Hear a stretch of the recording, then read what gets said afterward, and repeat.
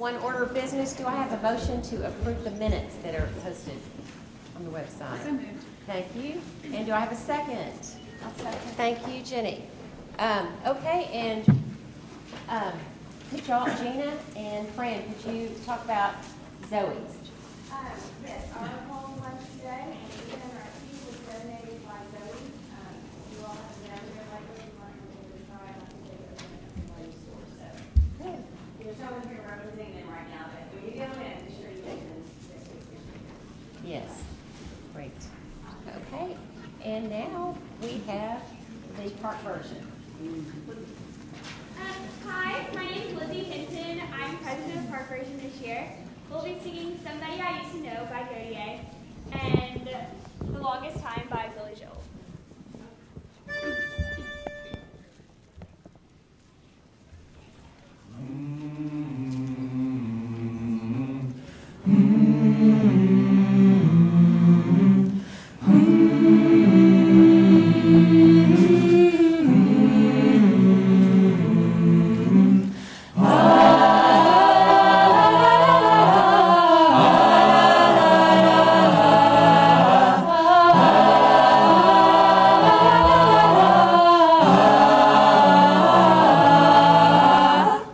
Now and then I think of when we were together.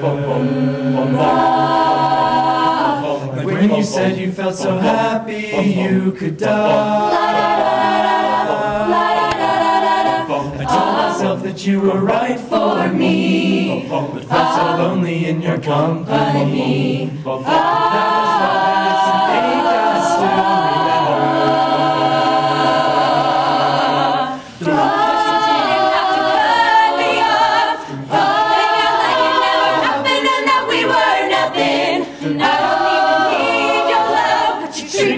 Stranger and it feels so rough. Oh, stoop so low. Oh, collect your records and then change your number. I guess that I need that though. Now you're just somebody that I used to know. Now you're just somebody that I used to know. Now you're just somebody that I used to know. Now and then I think of all the times you screwed me over. I can't be believing it was always something that I done. But I don't want to live that way. Reading into every word you say. You said that you could let it go, and I wouldn't catch you hung up on somebody that you used to know.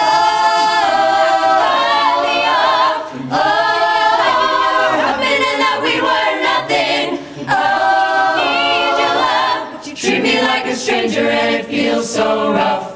Oh, so low. Oh, collect your records and then change your number. I guess that I don't need that though. Now you're just somebody that I used to know. La, la, la, la,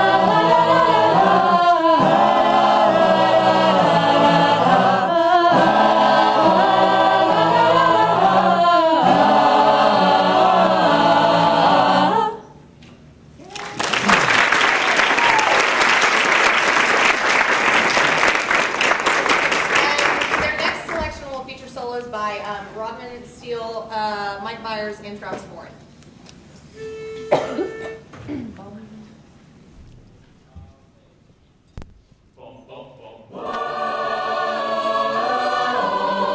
For the longest time, whoa, for the longest you said goodbye to me tonight. There would still be music left to write.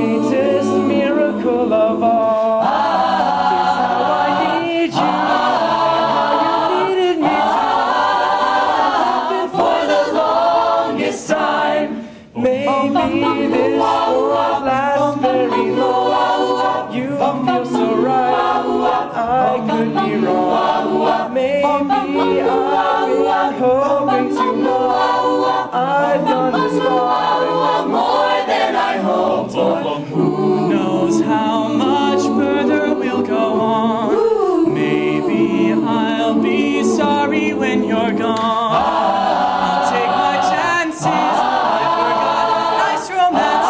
I haven't been there for the longest time. I had second thoughts at the start.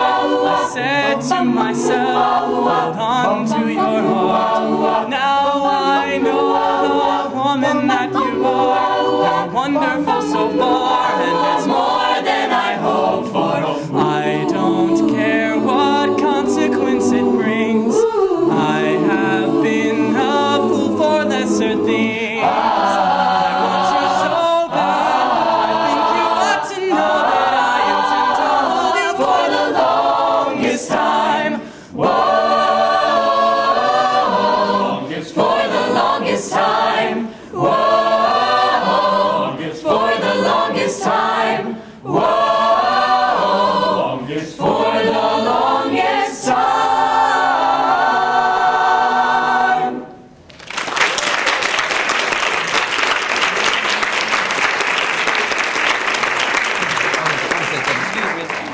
Hi, I'm Marcus Shirley. I'm president of Lads and Lassies this year.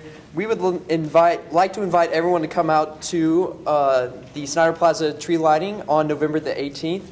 We'll be singing carols and spreading holiday joy. Also, on December the 7th, there will be the Armstrong tree lighting where we'll be doing the same thing. And then on December 10th, Lads and Lassies and the whole choir department is having their holiday concert. So come on out. Thank you.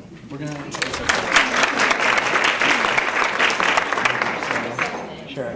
Hi, I'm Micah Byers. Hi, I'm Hannah Ward. I'm Travis Warren. I'm Anna Monty. Hi, I'm Hank Swayze. Hi, I'm Morgan Ladd. Hi, I'm Bryce Green. Hi, I'm Lizzie Hinton. Hi, I'm Walker Shirley. I'm Laura Gray. Hi, I'm Sebelon. I'm Rachel Pride. I'm Will Cohn. I'm Caroline Lambert. I'm Andrew Berry. I'm Katie Greer. And hi, I'm Robin Steele.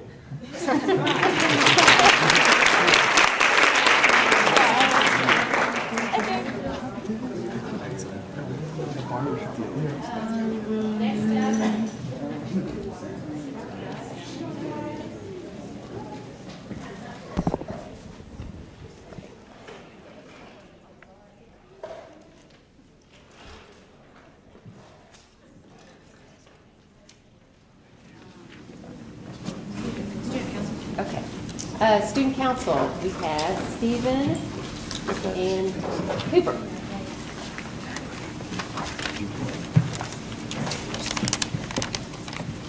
Hello, my name is Steve McManus, and I'm a senior rep for Highland Park High School.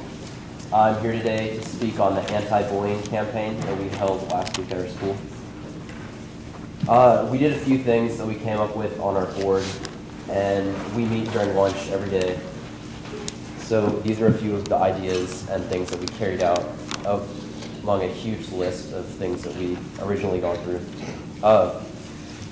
We made these posters that have eye-catching statistics, and we hung them around the school to raise awareness, because when kids are walking around the hallway, we found that it's really easy to catch their attention with a big poster, and especially when they're not paying attention to school or they're looking for some outlet. They see a big sign on the wall, it's something, it's attention grabbing. We had a morning announcement. We'd say statistics that also would catch your students' minds in the morning, because you aren't allowed to speak during the announcements, so it's a pure time of listening, and it's really easy to hear all the statistics.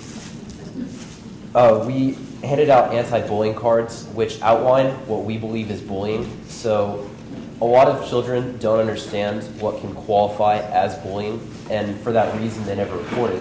So it raises awareness, and it helps define for them, and they can choose whether or not it is actually a bullying situation. We had a random acts of kindness wall, which we came up with. A random act of kindness is something that you do for someone else that they notice that was out of the way, kind thing to do. It wasn't necessary. They didn't ask for thanks. They didn't need a reward. And so we decided to reward them this week. You write their name down and what their random act of kindness was, and to make sure that they took it seriously, we'd read them, and as an incentive, we'd give them a JD's cookie. And we were really surprised to see how many people actually had random act of kindness. And we have a wall in the cafeteria that is full of Post-its. And it was really heartwarming to see how many kids actually cared and how many good deeds people actually did. We gave out pencils, which doesn't seem like a big deal, but kids are always losing pencils, and it's, I don't know where they go, but they get out of your hands somehow. And when you're taking a test, when you're doing homework, you're always looking at it, and that accomplishes our goal of raising awareness. And lastly, we had a public service announcement during lunch one day, and it was really gripping. It's about a young girl who committed suicide. I'm not sure from which school district she was from, but her parents decided to tell the story of how bullying affected her life and to share it with other students. Cooper. I'm Cooper Wagner. I'm a sophomore on student council. I'm a rep, and I'm going to talk about Red Ribbon Week, which was 2 weeks ago. We had the group that we had on a team or whatever for Dare Week. We came up with 5 for every day of the week. We came up with a slogan and like something the students could dress up like. So Monday we did sock it to drugs, and everyone wore crazy socks. Tuesday we said put a cap on drugs, and everyone wore a hat. Wednesday we said team up on drugs, and everyone wore like a team jersey. Thursday we said Thursday was wear red, and you would get a free Pokeos, and so that was our biggest turnout day. But like overall, we had good participation, and it was fun, and everyone liked the themes. And so we do that every year. We just come with 5 new themes every year. And so we also had, like Steven said, for Bully Week, we had statistics hung in the halls that grabbed everyone's attention. They grabbed mine every time I walked by. I probably read the same poster like 15 times. We had we had morning announcements. We'd read a stat every day, and just from being around and hearing kids talk about it, they were like, "Oh wow, I had no idea that actually happened." And so those were good. We had the student council for every grade. We had 20 kids, and we would write their names down, and it was 20 kids that are known kind of throughout your student body for not doing drugs, not drinking. And so each grade would get a list of 20 kids, 10 girls, 10 guys, and we would send them bracelets and a pencil or something, or bracelets and a note attached to it. It would just symbolize when kids saw those 20 kids wearing the bracelets, they knew like what that stood for, and kind of made you want to be one of those kids, kind of. And then the last thing we did was we had 5 or 6 kids go to 5 or 6 student council kids go to every one of the elementary schools, and we went room to room. We had pencils for them, and they loved those. And we kind of just talked to them about how it's important to make good friends, and they didn't call it drugs; they called it don't take bad medicine. And so we told them, we just reinforced that with the teachers, and then we just went. After we would do like kind of an announcement to the class, we'd go to each desk. We'd split up and go to each desk and kind of talk to the kids for a little bit, and they liked that. So that's what we did for Dare Week. Thank you.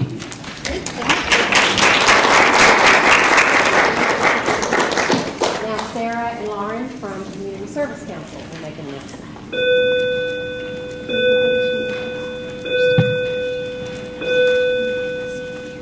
Hi, I'm Lauren Lacey, and I'm the Vice President of the Drives team on the Community Service Council. Next week, we will be hosting our annual turkey drive.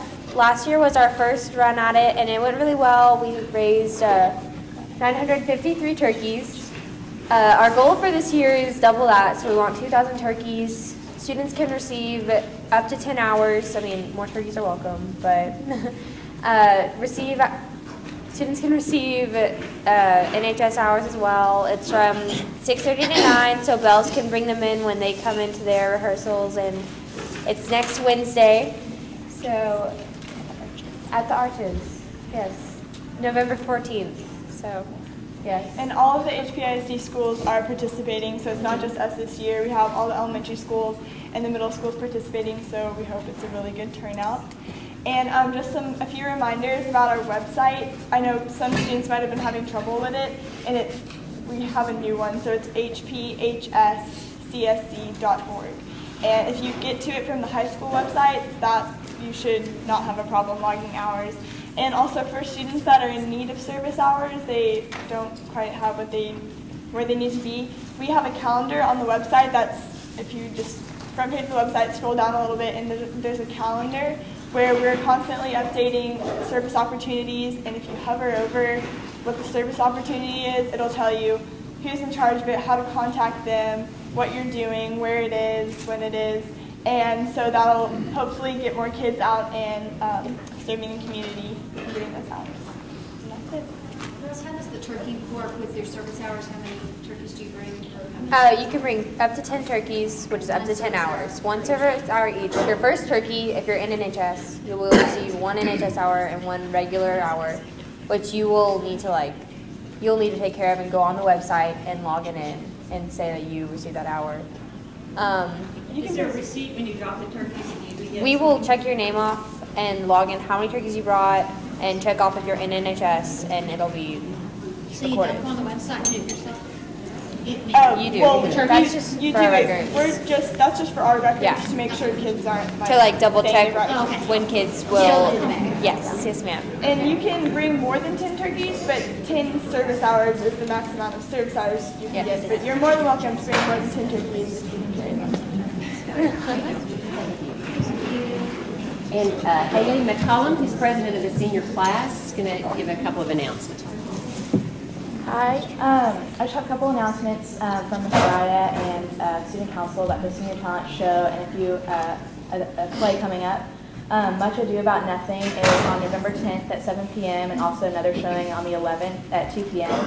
The Senior Talent Show is also coming up. Auditions are next week on Monday and Tuesday at 4 p.m. in the auditorium. So encourage your senior students to come audition and come up with an act, because it's always fun to have more acts. And on Wednesday is actual show on the 14th at 7. Anyone's welcome, so encourage all your students to come even if they're not seniors, but it's great to come support all the students. The tickets are $5 at the door, and that's about it about the Senior Talent Show. And then one last thing, there's a jazz band fall concert on November 28th at 7 p.m. in the cafeteria.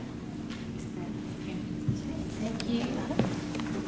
And now Diane Melcher and Terry Boyd from CARE will give us an update on what's going on in CARE.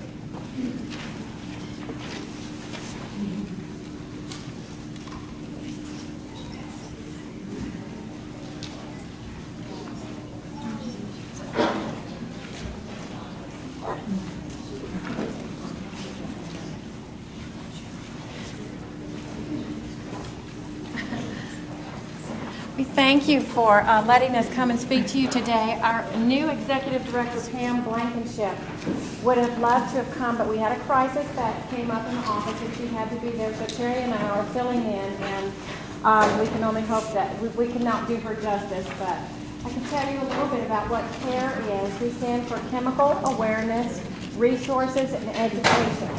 And we have been at the Park Cities Y for years, and just recently moved over to the Biggers building across from Highland Park United Methodist Church. They have graciously given us a space there rent-free, and it's beautiful. So I encourage all of you to come over and see where we are. We were started by the community, the school, the police force, the business leaders in the Park Cities in the early 80s. And we have been going strong since then. The people got together, parents, like I said, business leaders, school administration, the police force, because they knew that there was an issue with drugs and alcohol in the Park Cities, and they wanted to be able to address it and come up with some solutions for the kids.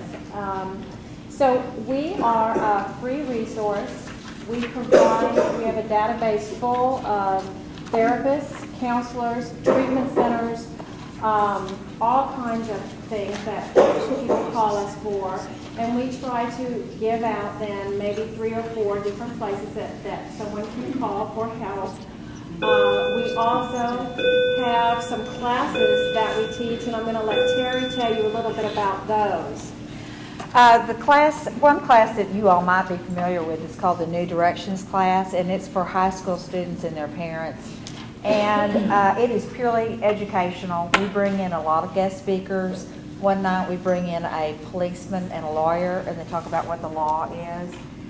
We bring in, hopefully we try to get some younger people who have had some negative experiences with drinking and using drugs and how it's impacted their lives.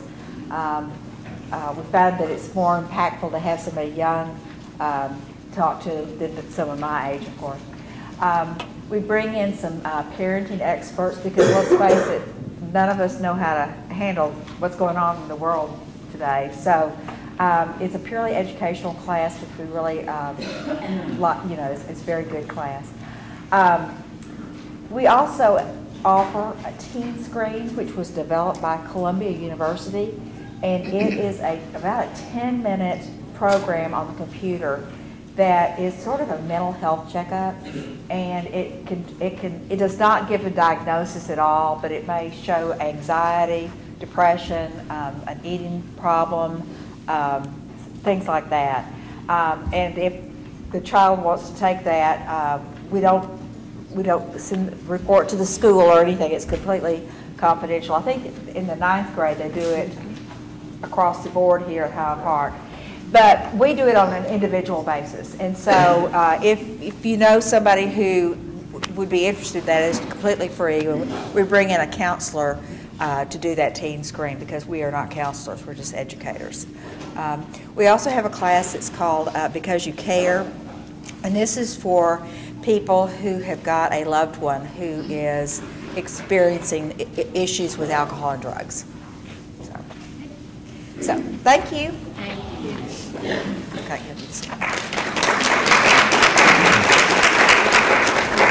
and now Walter Kelly will give us his principal's update. Good morning, everyone. Before we go to some of the more typical things, I think it goes without saying that one of the things on people's minds are the events and things that have surrounded some of the unfortunate press, some of the unfortunate events that followed the Ghostland Observatory concert a couple of weeks ago at the Palladium. So I wanted to mention a couple of things with that. Make sure that you know who to contact if you have further questions for your student, and then make sure that we recognize the greater work of the school as well. Certainly we had one case that is certainly in the news, and another that has made news with just simply a number of students who may have made some choices which broke the extracurricular code of conduct. One of the things that I believe all of you are aware of, but if not, I will remind you, we do have a board-adopted extracurricular code of conduct which provides consequences for students who engage in either illegal or just simply inappropriate behavior as defined by the school if they're representing the school in extracurricular activities. This is not a school discipline issue or a school suspension issue per se. It doesn't affect students' participation in the school day.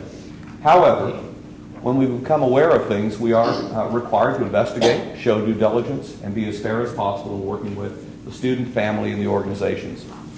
One of the things I will add is some of the numbers and that confusion between suspension and extracurricular code of conduct violation, I would say is inaccurate within the news at some point in time. Please recognize that each student in our school's confidentiality is what we take as our foremost piece before we ever communicate. And I think that's been evident. We are talking about approximately 1% of the students in the student body that we've been looking at with this. The extracurricular code of conduct has some tiers to it, and one is students may self-report violations, and for which that typically is on a first offense, the lowest level of impact that we can provide to a student, and we do consider that. First offenses then have a certain level of range of minimum and maximum. Second offenses have a level of minimum consequence but no maximum. And third, basically we're talking about at least the full season or year, depending on which is applicable. I can only imagine, I can a little more than imagine, but cannot know your shoes exactly as a parent how difficult some of those choices are for you. making decisions with your child and what they do in their spare time, level of freedom, personal and family values, and what you believe is best for your child and circumstance, and how that interplays with school expectations and teams, organizations' expectations. That is an amazingly complex thing to work with as a parent. And this is one of those tangible reminders how complex it is for our kids and how difficult the decisions they have to make are. And sometimes the most difficult piece is it's done with a group of adults around them, but sometimes it's the best thing.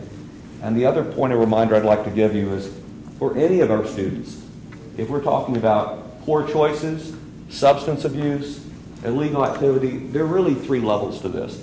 One is certainly if it's illegal, the police are involved. If it is something, though, that is a school discipline issue, we always work with counselors on that. And there's a level of service that is either open or required depending on the offense, because we really do believe that the code of conduct and the extracurricular code of conduct are not here as weapons against children. They're here to make sure that we teach them to be safe and make good choices. And we are committed to that ongoing care with that. I don't want to spend an inordinate amount of time with it. These are very complex and specific deals. Do know that if you have any questions, all of you are welcome to call, email me, an assistant principal, counselor. We are working together on this on a daily basis and really making sure that the school environment is the absolute best it can be and goes forward in a good way. And so if a student has made a mistake, they get to a sense of normalcy. If a student has not made a mistake, they don't have a negative impact that's unnecessary. So that's our commitment. I want to share how proud I am of some things. I am extremely proud of our teachers and staff and how they've handled this. Guys, when you hear all the things that are happening, and whether it's parkland, you're talking about the things that happen in a school, there's been a commitment and a concerted effort to make sure that if there is an issue that follows up that's a distractor, could be a bullying issue, could be anything that creates a negative environment, we're dealing with it quickly, and teachers are empowered to know when they need to work with their class, an individual student, refer it to an administrator, or go to a counselor. Our counselors and administrators have been on call nonstop. So that commitment to making sure that school goes on, I think, is evident in what is happening.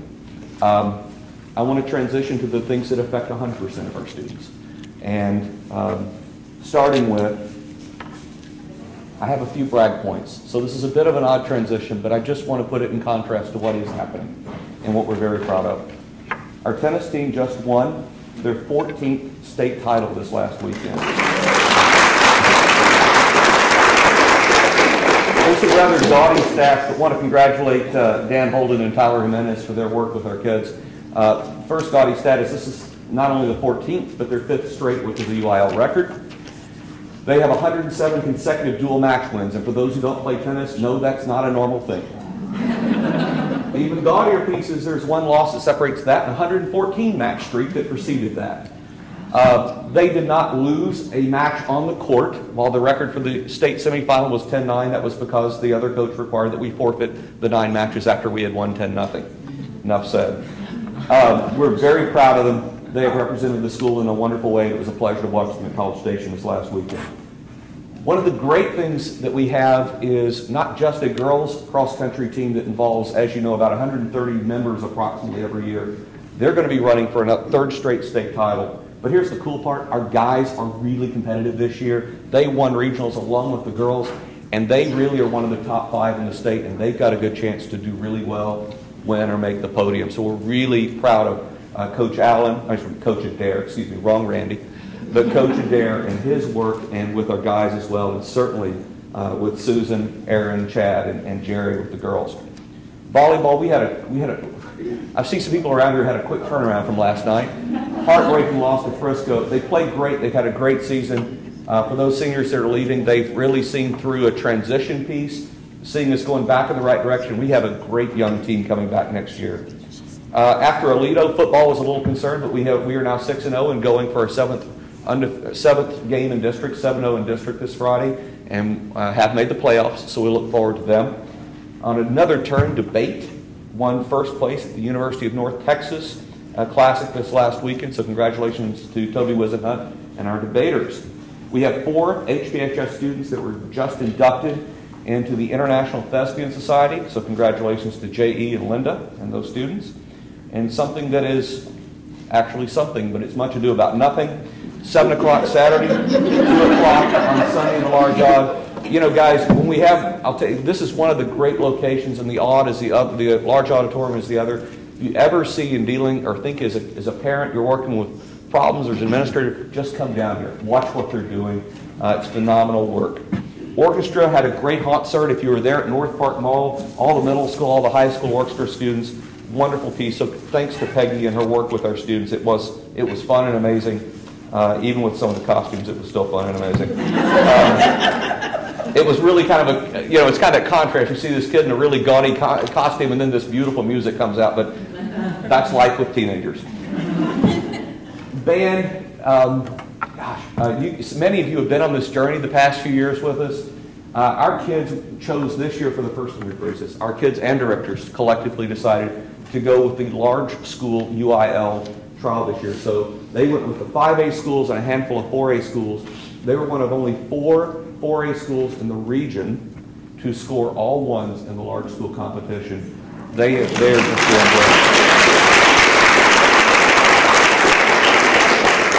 Choir made my day. Congratulations with Natalie Waters and Tamara Garrett. We have 9 students that are they're qualified and advanced to pre-area UIL competition. And as you heard, Student Council has done a phenomenal job with Red Ribbon Week, Anti-Bullying Week, and guys, you can imagine how timely that's been for us. And to have that student-led, that student reminder really allows us to make sure that we set what is the excellent normalcy that we have here. Those are a few of the good news items. One of the things that work at hand is GPA committee. We have selected 30 members for a GPA committee to study. It's really pretty much an open slate from the board of what do we investigate. I would predict that the things that we look at are looking at, for instance, what is and what is not included in GPA calculation. The second part would be what is the appropriate weight for different courses. So what's the GPA scale and the relative percentage weight. And the last part would be what are the other specific factors that we need to incorporate here at Highland Park High School. We have district employees, we have teachers, administrators, counselors, parents, and then we have student advisors also there. We have at least one parent who is gone. They're gone from the high school, but have significant college experience. We have one who doesn't yet have high school experience working from middle school, and then many of our parents represent a large array of middle through high school through college student reps. We also chose students and parents based on a pretty broad profile of what students participated in, and also where did they kind of fit on the academic ranking system. So we have a variety of perspectives in that room. We will be working with facilitator Linda Rawlings, who is the retired principal for Westlake High School. I've known Linda for several years.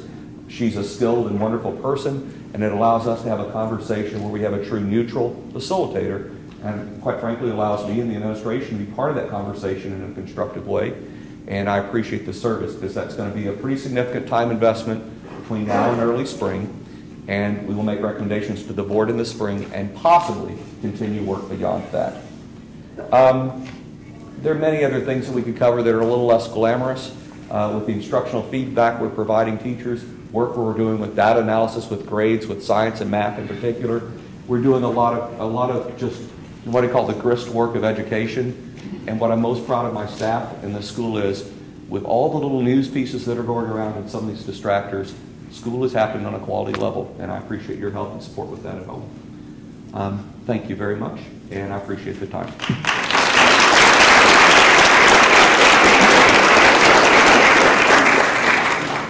Okay, Sheila Holmes is working on the nominating committee, so we have ballots, I think, in everyone's seat to vote.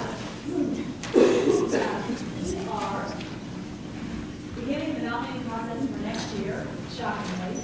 And in the first 3 rows of seats, and now passing out the next 2 rows, are a ballot for you to vote for a representative sub-nominating committee, and then also an interest form where you fill out, let us know what your interests are as far as serving for next year. So you have seniors who are on their way out, we thank you for your service all over the years. And if you have upcoming high school students for next year, we ask that you submit to me by mail, phone, email, share your opinion, any way you can get it to me, your interest for next year. And also, if you know anybody that you think would serve well in a certain capacity, especially as they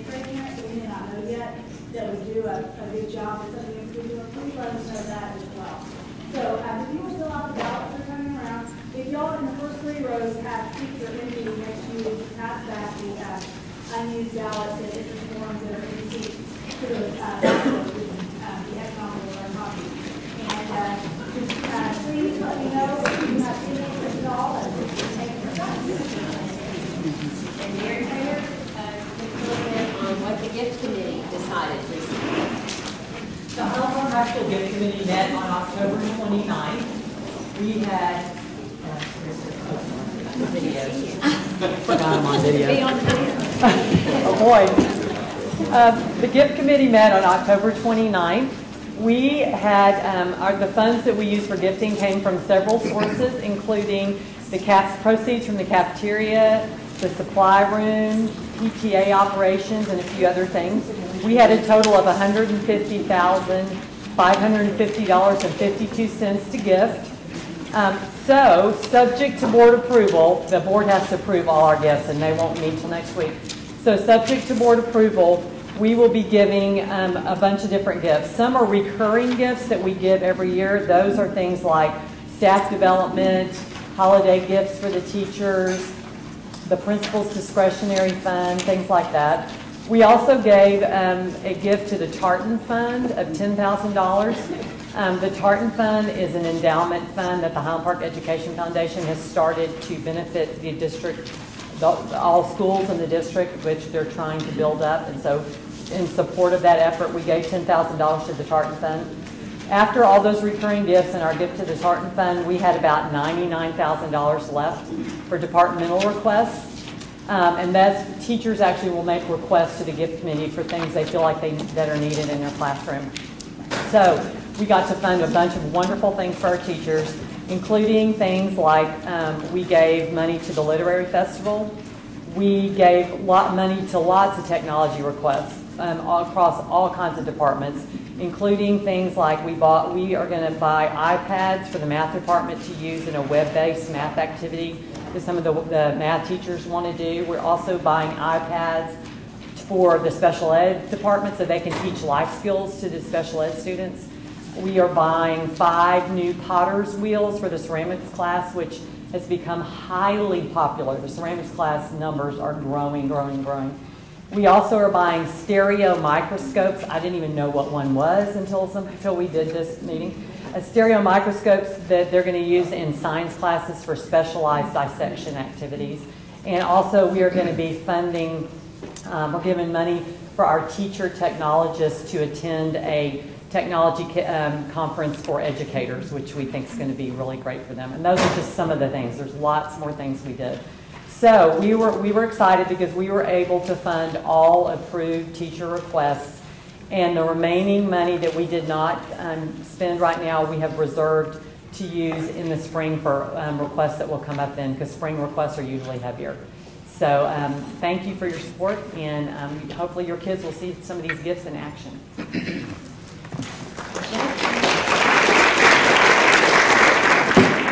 And Jenny James will talk to us about the Teacher Appreciation Lunch Program. Thanks, Susanna. Hi, in the next week, you'll all be receiving a letter in the mail, envelope like this, inside will look like this. This is for our Teacher Appreciation Lunch Program for holiday gifts to the teacher. This is in no way to compete or take the place of the big check you will be writing for Math for Platt. Because that is vitally important to our school. Thank you, Jenny. I just thought I'd give you an intro there. This is a thank you to our teachers. Each of us, each kid has 7 teachers at school. And then I walk in today, my daughters not sing, but I love hearing that choir, and I think of the work that choir teacher does. And then Mr. Kelly is telling us about all the things that the teachers have to deal with on top of teaching our kids. So this is a great way to thank our teachers, to just send a check in for the lunch program. It goes into the cafeteria where they can walk in and have their lunch free. Now, you might have given something at online registration, and we were able to give each of the teachers and staff here $300 at the beginning of the year. But you know what? That only lasts a few months. So now we need to do it again. We would love to be able to give all our teachers and staff and counselors a free lunch for the full year. And so I'm asking for your help in that. Thank you. Kathy Philly will talk about Science Festival that's coming up. Registration for the Science Festival closed yesterday. I was a very happy woman. In the Dallas Morning News in Wednesday, July 4th, Tom Luce, who is a local attorney, was quoted. And he's also a former Assistant Secretary of Education, one-time Texas gubernatorial candidate. He stated, "We have about 3.5 million jobs unfilled in this country today due to a lack of STEM-capable workforce." STEM is the acronym for Science, Technology, Engineering, and Math. And he works tirelessly to promote those issues. In the Wall Street Journal, Friday, October 19th, how to reduce America's talent deficit. At Microsoft, we have more than 6,000 open jobs in the U.S., many of them for software developers and engineers. Schools need to produce graduates with skills needed in the marketplace. Obviously, there's a place for the Science Festival because we promote STEM careers. Currently, the event will take place on November 15th. We have 2,450 student bodies registered to attend a session on that day. We get about 500 from technology classes and 2,000 from science. And this is a great opportunity for you to talk to your kids about opportunities in STEM careers. If they're a science kid, they'll probably really embrace this. If they're a liberal arts kid, they should have an opportunity to learn something they didn't know about science already. So that's a great opportunity to speak with your kids. Go to Science Festival.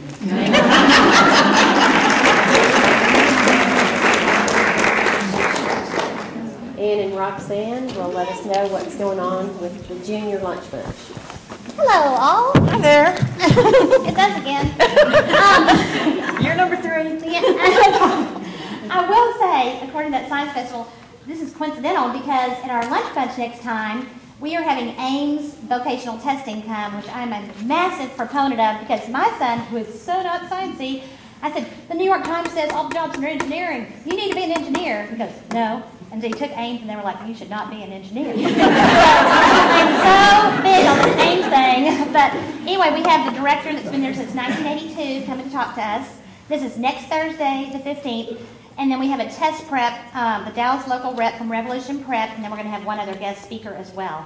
And we just want to say, we are so open to have any grades come. You do not have to be a junior. Sometimes we have people from other classes come because we have such excellent lunch. Right, just yes. Just so darn fun. Yeah. Okay, so that's next Thursday. That's next Thursday. And then we've got Thursday, the 6th of December. We decided to invite a bunch of people that are from the audience.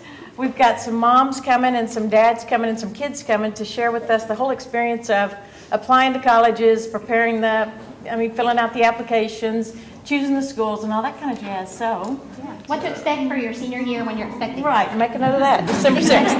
Thank you.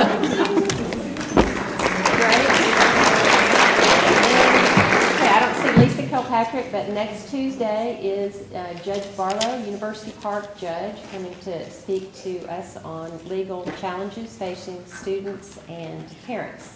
And Diane Tanner will talk to us about the 9th grade. Okay, so I'm not nearly as fun as them, but they did train me, so I try to be. We have had 2 fabulous freshman lunch bunches, huge crowds kind of overflowing over at Cantina Laredo, and it's been fantastic. Great group of 9th grade parents coming in that are here. So this month, ours is actually tomorrow, and it's at Cantina Laredo at 11:30, and this is a little bit more specialized. It's Jill Lane, who's the creator of Game On, and she does nutrition. So it's nutrition for athletes, and it's all about eating and training strategies for better performance. So it's not just for athletes. She has a whole bunch of topics that are 6 must-have eating and training strategies for better performance on and off the field. And I just know that with my son, this is going to be really important. Sometimes I watch what he throws in his golf bag as he's out there, and I'm just like, oh my gosh, we're going to just be doing this the whole time. So I think this is a really great topic. Again, we're also encouraging really any grades to come because this is a little bit more specialized, so it's not necessarily appealing to everyone, but any grade level parent who might be interested in hearing that. It is tomorrow at Cantina Laredo at 11:30. And then we are taking a break for December, and so we will be back in January with Micah Lyles, who's coming to talk to us about registering for that sophomore year. So that's it for freshmen.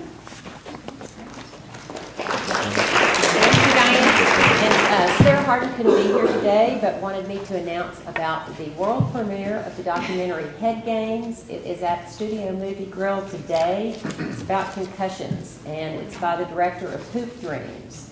So there's going to be a panel of people, doctors, trainers, all to discuss this important issue. And the trailer was on the email that went out about it, and it's really convicting that there's something we should be looking at if you have an athlete. And then the Parent Book Club, that's going to be November the 26th, and Rand Nelson is talking about speeches, some famous speeches, things that the kids are studying in school. Okay, Micah Lyles.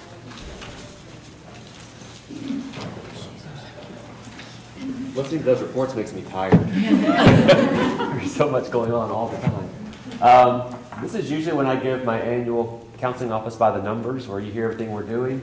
I couldn't find time this week to pull all the numbers, so you're going to get an abbreviated version. But right now we have 80% of our seniors have applied to college.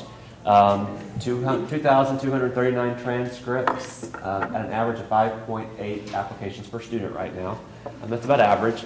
Typically, kids will start coming in with 2 or 3 more right around the holidays when they start getting antsy because they haven't heard anything from those 5.8 schools.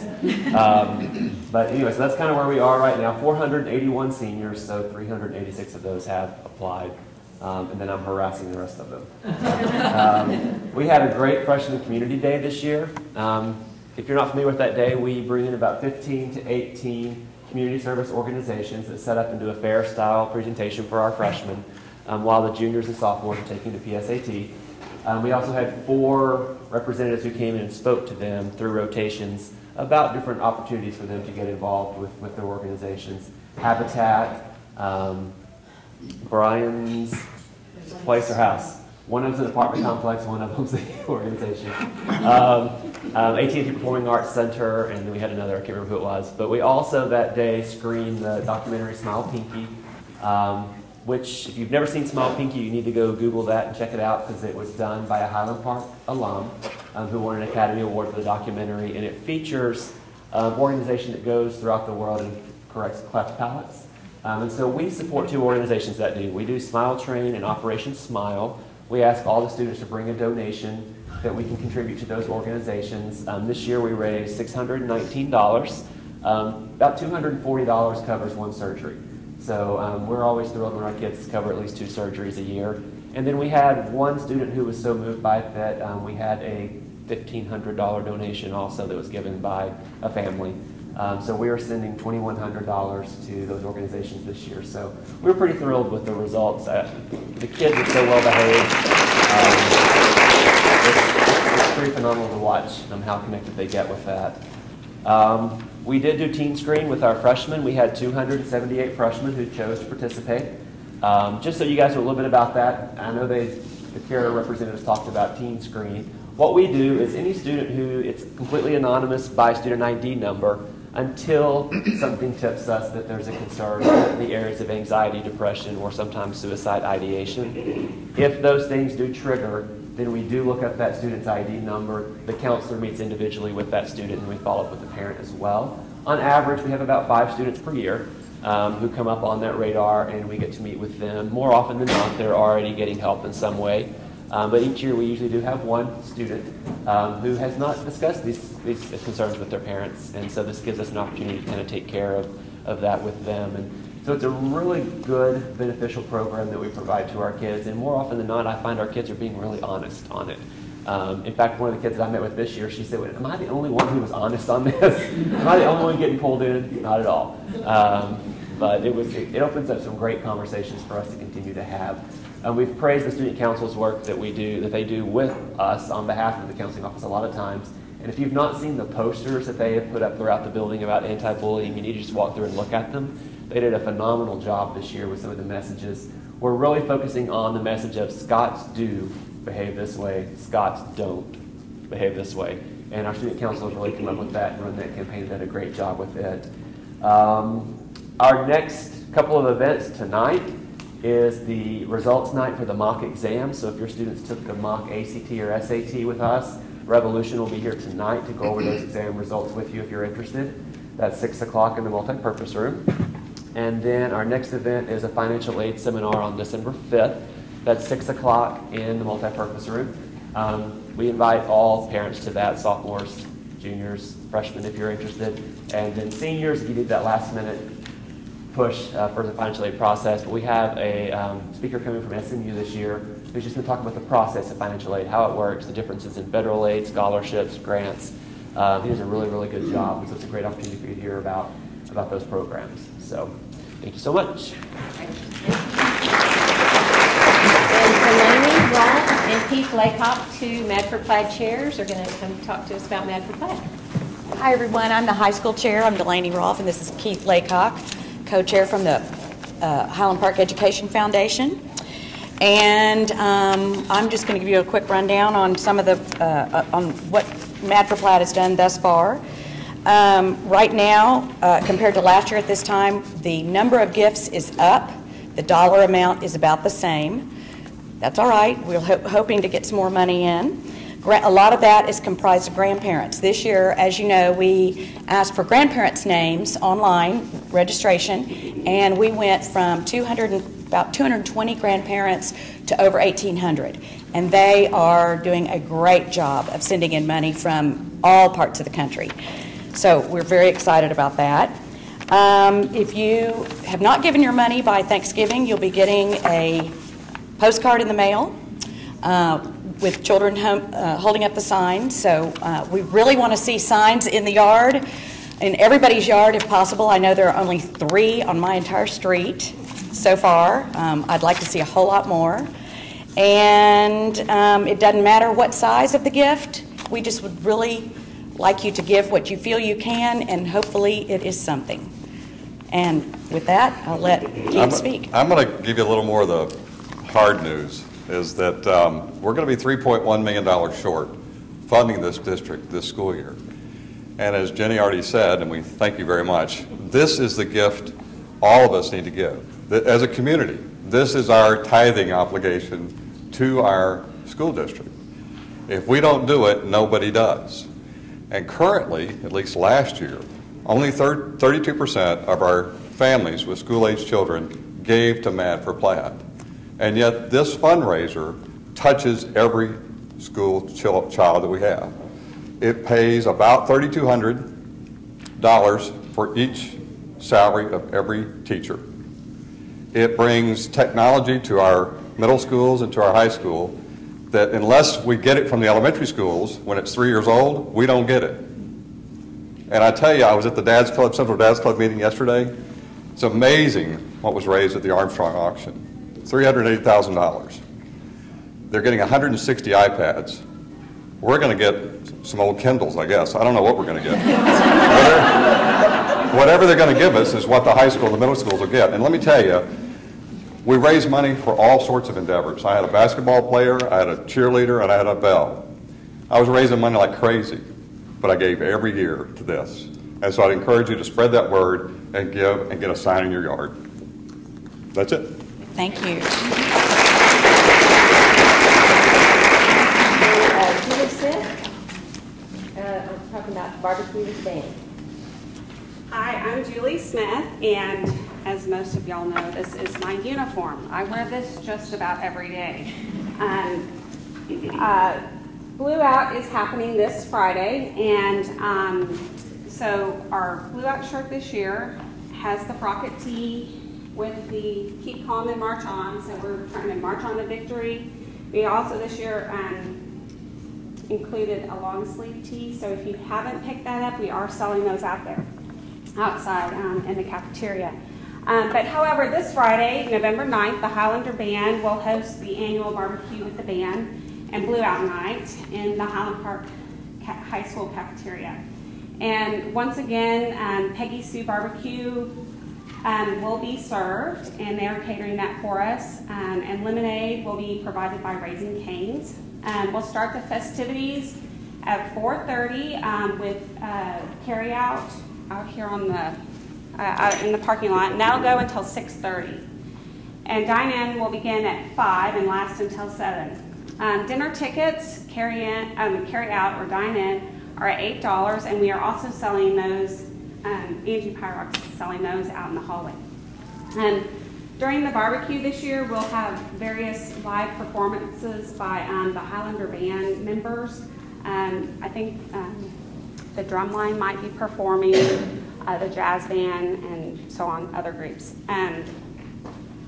Also, along with the dinner, we have a great silent auction this year. We have some amazing items, anywhere from $15 to $4,000. Our big board alone, we have a package to Telluride, Colorado, worth about $4,100. It's a 7-night stay in a home that sleeps 8. We have a corporate suite at the American Airlines Center for a Dallas Mavericks game, which is worth $3,500. A Costa Rica adventure worth $1,600, which is a 7-night stay in a Pacific Central villa overlooking the Pacific. And that sleeps 5.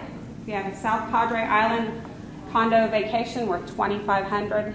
We have stunning earrings and necklace from Judith Ripka, worth $2,500.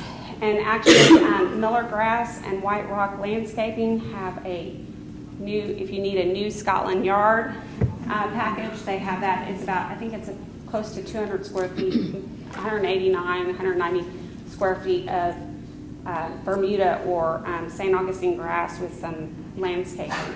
We also have a teeth whitening package from Dr. Bill Sadler. Some of our smaller items, if you can't afford the $4,000 package, we have Michael Kors watch, a t-shirt quilt, Mustang donuts, gift certificates, and beyond that, we also are doing our raffle this year, which we have Gold Rush, which is $1,000 North Park Gold. We have Apple of Your Eye, which is an Apple Store gift certificate valued at $1,750. A Spectacular Spa package valued over $1,100. Top of the Town, which is Explore Dallas, 2-night or 2-room stay at the Omni Hotel. And I think it's True Luxe gift card in there as well. But one of the ones that I want to talk to you specifically is Glad for Plaid. And I don't know if any of you all are aware of Glad for Plaid, but this is a raffle basket dedicated just to the teachers, the staff, the administration, and any HPISD employee in the district. So if you have a kid at hire, you can actually purchase a ticket and honor your child's teacher. We will send out an email to your child's teacher or to the employee of the district. It's really sweet and cute, saying that they are being honored in this way as a chance to win the Glad for Plaid raffle basket. This basket has about $2,100 worth of merchandise. It has an iPad. It has $500 worth of North Park Gold. It has a, I think, a night stay in a very nice hotel, and just tons of gift certificates for nice restaurants. I believe last year Walter Kelly won it last year. So I think it's a good way. I think it's a great way to tell your teachers and the employees of the district how special they are. And just a reminder, Friday is the end of the 6 weeks. So, not that I'm saying that you want to influence your child's teacher in any way, but it is a great way just to let them know how special they are to us. Also, for the first time ever, the band is actually going to take credit cards at the auction. If you purchase anything over $200 or above, you will be able to pay with a credit card, and it's a great way to support the band, and we really do appreciate the community's support. We have, just to tout our numbers, we've grown about 40% in the last 2 years. And so we've had to buy new uniforms, and we're just an expensive organization overall. And so any way you can support our organization, we would appreciate it. So raffle tickets, dinner tickets, t-shirts are out in the hallway. Thanks. Thank you, Julie. All right, we are welcoming Dawson, our guest speaker, Dr. Orr. He has a degree from University of Alabama. He actually has 3 degrees from the University of Alabama and a doctorate from the University of Texas. How many people have 4 degrees in this room? Not many. Or speak Spanish fluently. He's taught in Mexico. He's taught been a principal at Pampa ISD, Wichita Falls ISD, and came to us in January of 2009, following Kathy Bryce. He's still working on singing the Star Spangled Banner, I believe, in front of a gym.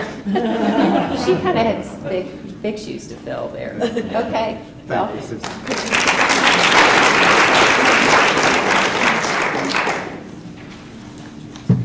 Well, don't hold your breath waiting for the Star Spangled Banner. It's just simply not going to happen. I want to compliment Walter and his staff for really working very sensitively in a very difficult environment over the last few days, and certainly with the best interest of students at heart. I also want to thank our PTA leadership, and it's actually fun for me as I sit here. It really was about 4 years ago in this time period, roughly 4 years ago, that I was interviewing with the Highland Park Board, and then was in the district a lot in December and then in January, and I look out and see people who were in leadership, PTA leadership positions at the intermediate middle school who are now at the high school, and just a wonderful progression of friends and neighbors, and it's a joy to work with you. I would love to just focus in on 1 or 2 topics, but you have to take advantage of the fact that you've got your parents here and cover a lot of things that are important to the district and to you. I want to begin with our work that we did last year in identifying the profile of the learner for the future. And that was a very important effort that we took over about a 4-month period where we had obviously teachers and campus administrators from all of the schools in the district, but we also invited parents, business leaders. We had 3 or 4 representatives from Southern Methodist University, and we had 4 students spanning 3rd grade through senior year that spent a great deal of time looking at research, reading thought-provoking articles, looking at examples of 21st century skills. What does the workforce demand? Some important work by David Conley in terms of college readiness, the skill sets, the habits of mind and heart that students have to be successful in college, distilled a great amount of work and translated it into a profile of the learner for the future, which we are really holding out as an anchor, if you will, a compass, as we think about how we organize our work, our effort, our staff development, the resource allocations that we make, as we try to ensure that the students that, as they progress through this school district and as they graduate, that we give them the best possible opportunity for life success. And that's a tall order, but it was very important work. And I hope that if you were able to attend curriculum night, whether it was at this campus or at the other campuses, you should have had a chance to actually receive a small brochure that had those components in it. If you did not receive that, please go to the website. You can see the work that was done, the members that participated on it. And what I also want you to know is that that really was just the first step in a very important process as we continue to work forward. It will be work that we do over a number of years, but I will give you an example in terms of at the elementary schools. It would not be unusual to find a vertical team consisting of a kindergarten through 4th grade teacher group that are sitting down, looking over a component that might relate to what do we do to help students become more self-directed, manage their time, manage their emotions as it relates to being a student and eventually a citizen. And think about, well, that's not a direct curriculum issue, but what are the practices that we have in our classrooms, and what are the opportunities we create for students to learn to not only compete but cooperate with each other and practice oral communication outside of simply what we do in the classroom. It would also not be uncommon over the next 2 to 3 years as we're doing curriculum work that our math teachers might be working at a departmental level in the high school, but then also across subjects and connecting with science teachers and examining, what are we doing to ensure that students can evaluate research and think critically about key issues that require combining knowledge from different fields. So we see it as a great way to really promote the professional growth of our staff, but we also view it in many ways as it's not a strategic plan, but it is an example of strategic thinking that we think will be very important as we move through the difficult years in the future in which resources are not going to grow. And we will have to make important decisions around what is it that we do and what is it that we are not able to do anymore because of perhaps resource constraints. So that's exciting work. I know it's a little abstract, but I would urge you to go to our website, look over that. We would really value your feedback and comments because we do view that as a dynamic document. It's one that can grow and evolve as our thinking progresses and as more research and knowledge becomes available to us. A second part of that work that is just now starting this year, and right now is really limited to an in-house effort working with our teachers and administrators, but will expand out to community and parents, is we now have a group of teachers who have taken that work and they are beginning the framing of, well, if this is the profile and these are the things that we want for our students, what are the implications for the educator who can produce and deliver on that in terms of pre-service preparation, but also then ongoing training, development, teaching practices, the way that we go about recruiting and selecting staff. And we think that will be also a very powerful move towards the continued development of our teachers, our administrators, our counselors, and bring focus to what we do in that area. So that is an important piece of our work that we will continue on for a number of years and view it as something that continues to grow. I'm now going to switch to a topic that you always expect me to talk about: school finance and school litigation. I've been a superintendent now for 23 years, and the entire time I've been a superintendent in Texas, we've either been going into a court case, in a court case, or coming out of a court case related to school finance. I think we have 5 or 6 Supreme Court decisions over the last 25 years that all relate around school finance and the struggles that the state has had in really providing for a rapidly growing state population. A lot of the big context of understanding why is Texas school finance always in court is the fact that for much of the last decade, as an example, we were the second fastest growing state in the nation in terms of population. We are the second most populous state in the nation today, and we continue to grow. And we also are a state that is very large geographically. It has a huge variation in the distribution of wealth and resources, and we rely primarily on the property tax to fund not only schools, but to fund a great deal of the social services. I mean, you have health districts, you have water districts, you have any number of municipalities that all rely on property taxes, and property taxes are not property wealth is not distributed evenly across the state. And in terms of municipalities, people have been pretty willing to accept, there's rich communities and there's poor communities. But in terms of education, which we think of as a common good, generally,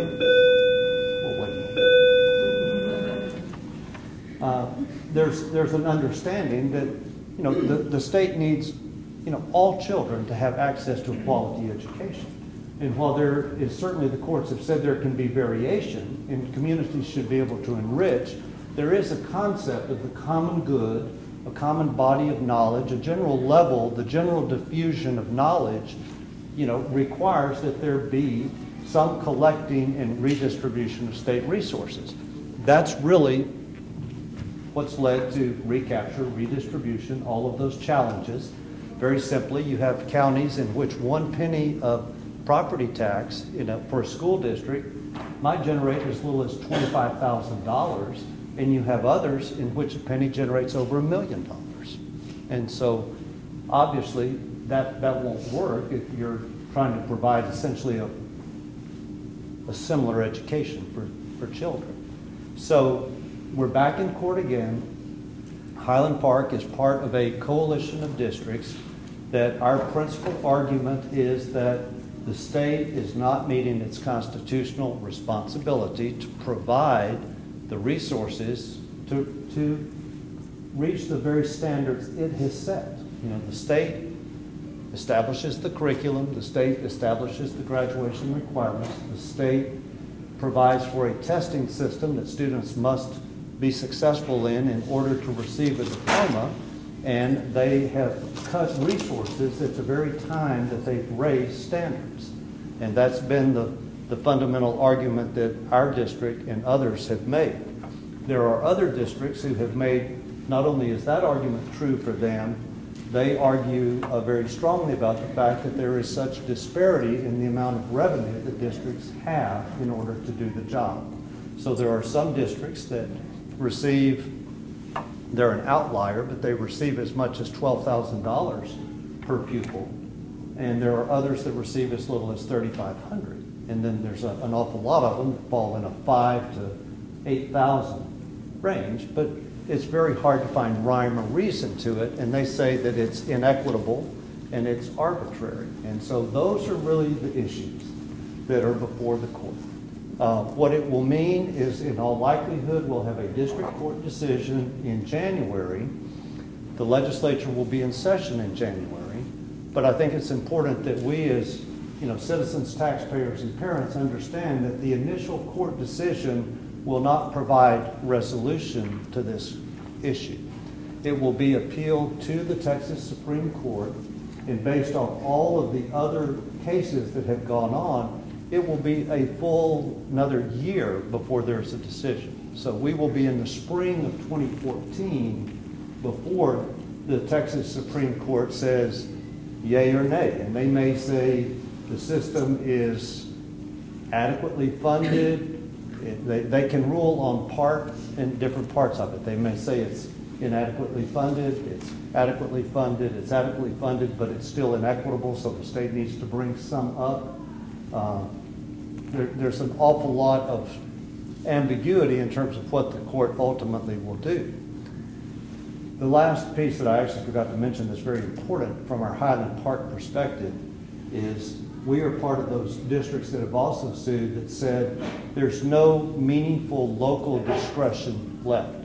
The Texas Constitution prohibits a statewide property tax, but when the state continues to cut funding so that basically all of the local revenue raised in the district is going to meet the state's purposes where they mandate the full use of it, the courts have said that becomes a statewide property tax. The idea is that the funding from the state should pay for the core. It should pay for the basic education they expect all children to receive, and then districts should have local property values revenue available to do enrichment, to have meaningful local discretion above what the state requires.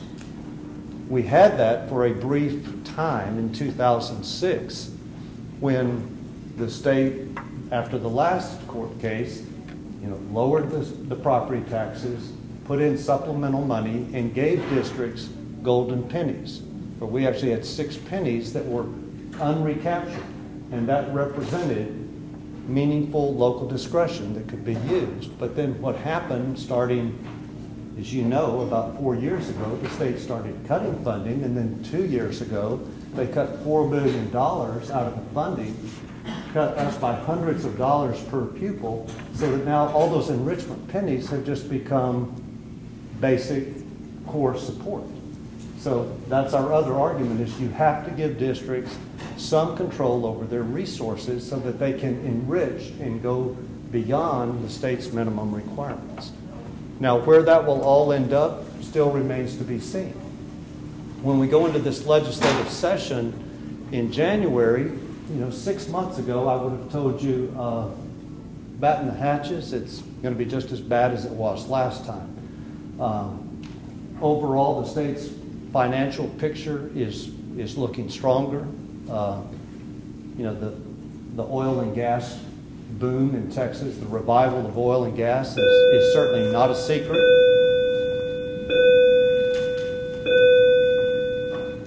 And so that has generated significant revenues to the state. You've started to see construction is rebounding in Texas faster than it is across many parts of the nation. And so overall, the state's revenues are rising. But what I need you to understand as informed citizens, and I hope you will express your beliefs and opinion on this to your legislators, what happened last time, some things that need to not happen this time, is, in my opinion, is the last legislative session, the state did not fund new student growth.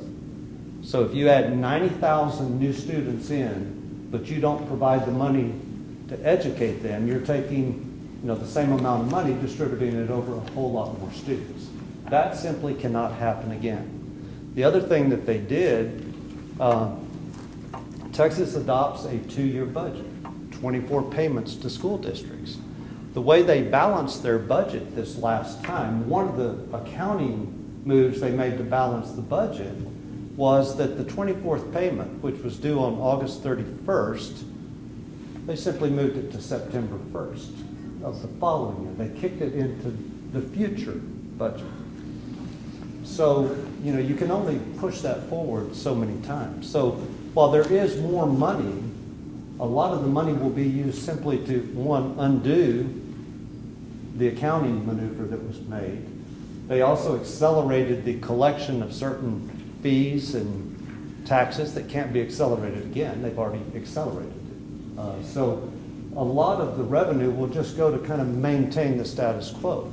But they have to fund growth, and as we've communicated to Dan Branch and to Senator Corona, we believe that the state has to continue to honor its commitment to the additional state aid that was used to replace the funding when they dropped our tax from $1.48 to 98 cents.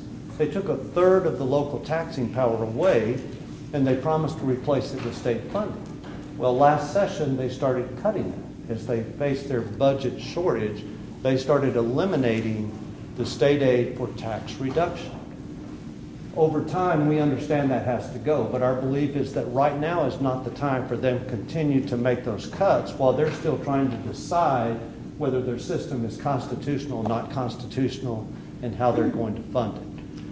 I know that's a lot of detail, and I will promise you that in early December, I'll be putting out a column on school finance, kind of where are we in terms of testimony and what do we see as important priorities moving into the legislative session, and so you will be able to reference that.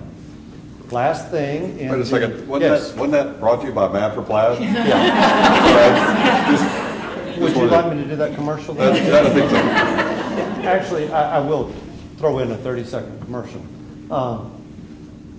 As you move up into the middle school and high school, it is very easy for you, and it's natural. I was in your shoes once where I thought of myself, I was the superintendent in Pampa, but I was also the parent of a cross-country runner. I was the parent of a tennis player. I was the parent of a choir theater kid and a band kid. Now, it's actually just 2 daughters. They just had a lot of influence. That's the way I thought of myself. And I know the commitment that many of you make in supporting your children in their activities. It's not just the cost of the sport, the participation. It's the gas, it's the miles, it's all the things that you do in doing that. But, for every teacher, extracurricular sponsor that, works with your child in those activities, you have to remember that 80% of their day, they are a classroom teacher. So I told them, Mad for Plaid pays for the core that allows all of those other things to take place. So I would urge you to think in that context because it's important. Now, back to my last important point. I'm going to shift now to demographics and some implications for the district on a long-term basis. We continue to grow. I think in the 4 years that I've been here, we are now, I've actually seen about 450 to 500 more students are in the district than when I started as superintendent. We continue to see that growth. We have 6,830 students in this district. There are over 1,000 students per square mile of HPISD. We've just got a lot of kids. We continue to see that. Families move into this district. The Dallas Metroplex continues to grow. Texas continues to grow. And as long as that occurs, there will be population growth in Highland Park. Families, they age out, they move out, new families move in. Their apartments and condos are certainly more popular than they used to be, but they're not the primary source of growth. It is primarily single families, residences being occupied by families with children. As we look at that, I'll take the example of the high school. This year, you heard Michael Lyles talk about a senior class of 481 students. It will be replaced by a freshman class of 535. We have a 7th grade class today with 585 students in it. And you can just see the march of students that are coming up. We see that growth. We were able to add some more staff this year. We've dropped in our elementary schools where we had 65 classroom waivers last year, which meant we had classes with more than 22 to 1. We're down into the low 40s now. We added additional sections, and we are pretty much now at the point in terms of our elementary schools to open up any more sections. We will ask the music teacher to move back on the stage and teach from the stage to free up a classroom, or we will start remodeling space and ask counselors and diagnosticians to move into converted spaces so that we can try to create some more space. It is inevitable, just based off the progression we see, that you will see, you're going to see portables back on the lawns at some of our elementary schools. That is coming. At the intermediate middle school, because of this, you know as parents who have had children in grades 5 and 6, our 5th grade is designed very carefully where there's a core group of teachers that work with a group of students. You have a team structure where they share their kids. But that requires a certain space configuration, and what it also means is that all the 5th graders pretty much have to eat lunch together or you can't maintain that schedule. We will be expanding the cafeteria at the middle school in time for the 2015 school year at the latest. So anticipate that there'll probably be about $2.5 to $3 million that the board will spend out of its fund balance to go ahead and address the cafeteria needs at the intermediate middle school. Given where we are, and then you look at the high school, this year as Walter and I, did our school started, kind of where are we look, well, we have 16 teachers at the high school that are traveling teachers that don't have a class that is their own. So, it's better than it used to be because they're able to rely so much more on technology, but it still means that they pretty much, when the bell rings, they don't get to stay and linger and talk to students who might have a question. They've got to get down the hall to the next class to get there before their students get there. And, they don't have to take their cart and all the materials they used to, but it still is not the ideal in terms of the way you want a teacher to be able to work with students. So we have to address space needs at the high school. What we are doing is we have our architectural firm, we have asked them to put together a framework to begin the process of developing a master facilities plan. And by that, what I want to be real clear about is that's not they're going to lay out, here's what you need to do. But we're going to ask them, give us at least 2 to 3 options for how we can accommodate growth at the high school. And I'll give you a very concrete, specific example. One would be if we were to relocate the natatorium out of this building and convert that to classroom space, what would that do for us? What's the cost benefit related to that? How much space would we be able to claim for instructional purposes? Another option might be, well, natatoriums are expensive. What if we took over one of the existing gyms? What kind of space could we generate from there? Third option might even be if you had to create a raised deck, if you had to build out over that parking lot and just simply extend classrooms on the second floor out and have covered parking. But we pretty much are trying to, as much as possible, work within the footprints of the space that we already have. Because when you examine what's the greatest cost in Highland Park, it's not the brick and mortar, it's the dirt. And there's just not dirt left that's not already built on. So so they will present us options in terms of at the elementary schools. If you accommodate growth at the current facility, what would you do? And at some of those where we have the custodial houses, you could obviously go in, demolish that, build a 2-story, 6 to 8 classroom L that connects to the building, so they'll look at that. Another option that we will ask them to present is not a 5th elementary school, but if we created an early childhood center, which doesn't require as much space, you don't have to have as big a gym, you don't have to have as much play area, that, by housing all of your kindergarten in one site, that would free up 6 classrooms at every elementary school. So what would the pros and cons be of that?